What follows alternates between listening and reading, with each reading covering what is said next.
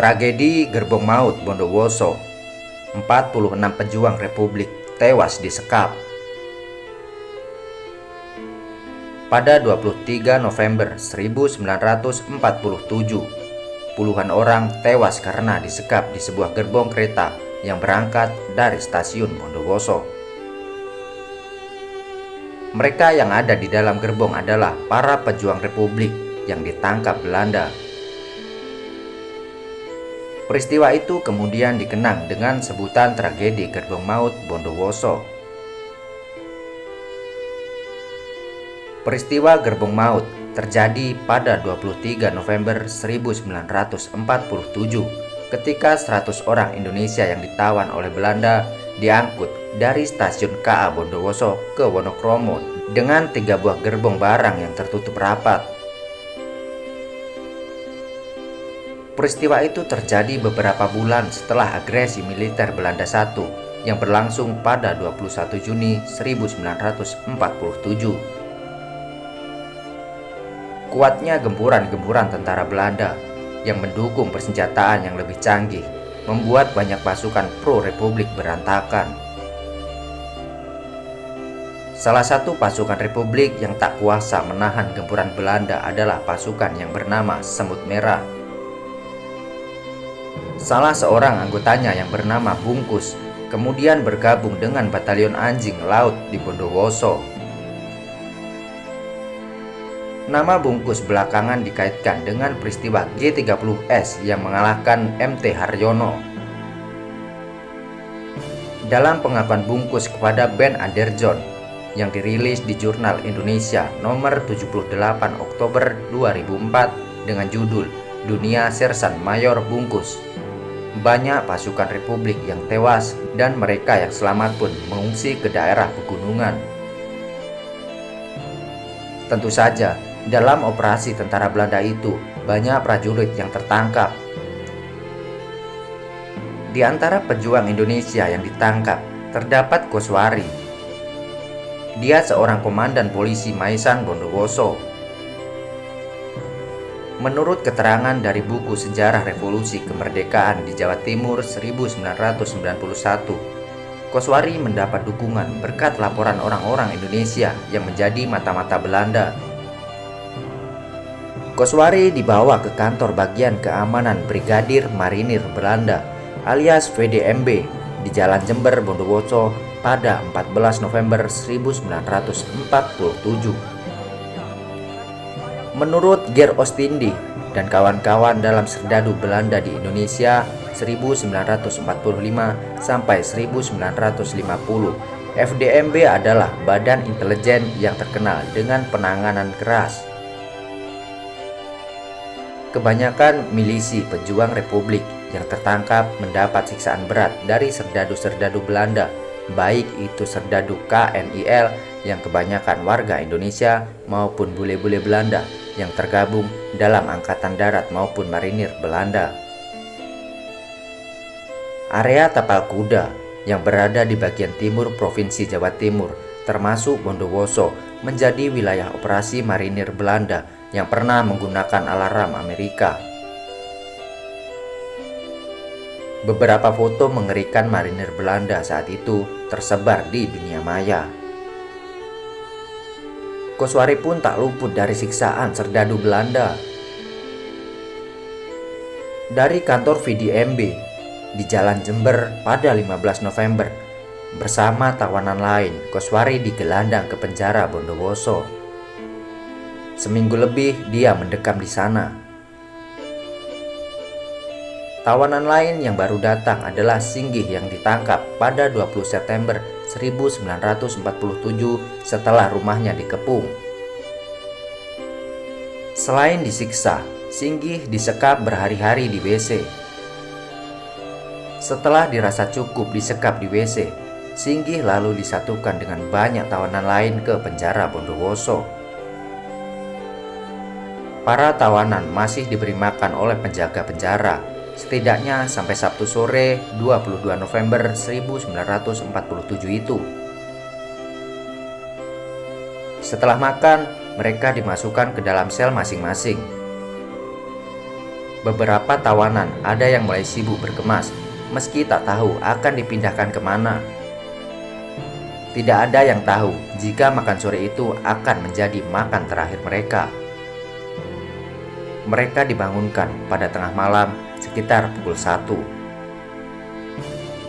Pukul 5.15, saat itu hari telah berganti menjadi Minggu 23 November 1947. Para tawanan dikeluarkan dari sel masing-masing. Komandan VDMB, Letnan 2 Marinir J. van de Dorpe, memerintahkan mereka keluar dan mengumumkan empat-empat di halaman penjara Bondowoso. Berdasarkan surat yang dituliskan Letnan 2 van den Dorpe, para tawanan ini akan dikirim ke Surabaya. Hal itu dilakukan demi kepentingan pengawasan untuk pencegahan perbuatannya atau untuk pencegahan upaya melarikan diri. Pukul 5.30, para tawanan yang berjumlah 100 orang itu digiring ke stasiun Bondowoso. Di stasiun telah menunggu 3 buah gerbong barang yang disediakan khusus untuk mereka. Para tawanan langsung diperintah memasuki gerbong-gerbong tersebut tanpa diberi kesempatan sama sekali untuk makan pagi atau yang lainnya. Tentu saja, mereka dijaga dan dikawal para serdadu-serdadu Belanda, baik marinir maupun KNIL. Gerbong-gerbong itu berukuran kecil dan tertutup rapat dengan seng. Nyaris tidak ada ventilasi. Tiap gerbong rata-rata berisi 30-an orang. Gerbong paling depan bernomor registrasi GR5769. Sedangkan gerbong 2 dan 3 bernomor registrasi GR4416 dan GR10152. Pukul 7.30, kereta berangkat. Saat itu hari masih pagi, semua masih baik-baik saja bagi tawanan. Udara pun masih segar. Menjelang siang, ketika matahari sudah mendekati titik tertinggi, penderitaan para tawanan dimulai. Di gerbong pertama, dengan jumlah tawanan terbanyak, beberapa tawanan sudah tak merasakan udara segar lagi untuk bernapas.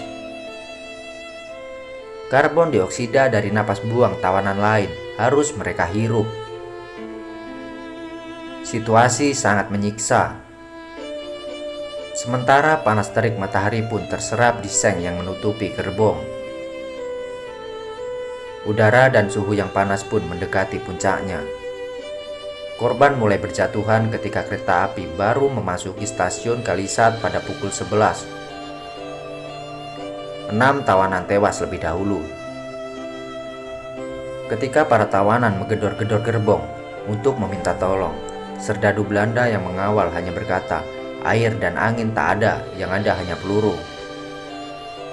Saat singgah di stasiun Jember, ketika jumlah korban menjadi 12 orang, gerbong-gerbong itu dijemur dulu di bawah terik matahari sekitar 3 jam. Panas, pengap dan haus menerjang para tawanan. Hanya air kencing saja yang paling mungkin untuk disesap guna menawarkan dahaga di kerongkongan mereka. Hujan lebat di sekitar stasiun Kelakah menjadi sedikit oase bagi mereka yang masih bertahan di dalam gerbong maut itu. Tubuh mereka menjadi sedikit segar. Namun pengap, lapar dan haus masih mereka rasakan. Tidak ada yang bisa dilakukan selain berdoa. Sesampainya di stasiun Probolinggo, para tawanan di dalam gerbong kembali menggedor-gedor gerbong. Kali ini lebih keras dari gedoran sebelumnya. Mereka berteriak-teriak. Suara mereka sudah parau. Lekik kematian terdengar dari teriakan mereka. Mereka berteriak bahwa sudah 30 tawanan mati.